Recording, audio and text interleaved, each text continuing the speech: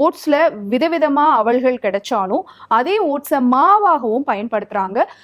Cake bake பண்றதுக்கு, biscuits பண்றதுக்கு, இதுக்கு எல்லாமும் ஓட்ஸ் மாவாவும் யூஸ் பண்றாங்க. ஸோ இத்தனை வகையில நமக்கு ஓட்ஸ் கிடைக்குது அப்படிங்கறத முதல்ல நம்ம தெரிஞ்சுக்கணும். ஸோ ஓட்ஸ் வாங்கும் பொழுது இத்தனை விஷயங்களை நம்ம அந்த கவர்ல பார்க்கணும் அப்படிங்கறத தெரிஞ்சுக்கணும். இந்த ஓட்ஸ்ல வந்து பீட்டா குளுக்கன்ஸ் அப்படிங்கிற சத்துப்பொருள் இருக்கு.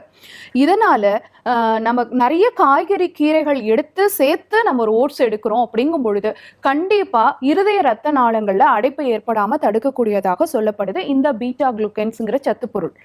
அதே மாதிரி கொலஸ்ட்ராலை குறைக்கக்கூடிய தன்மை உடையதாகவும் இருக்கு.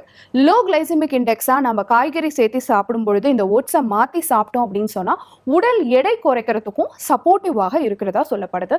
சர்க்கரை நோயாளிகள் இதே ஓட்ஸை வந்து உப்மா, தோசை அந்த மாதிரி நிறைய வெஜிடபிள்ஸோட சேர்த்து சாப்பிடும் பொழுது அவங்க சர்க்கரையோடைய அளவும் ஈஸியா கட்டுப்பாட்டுக்கு வர ஆரம்பிக்குது.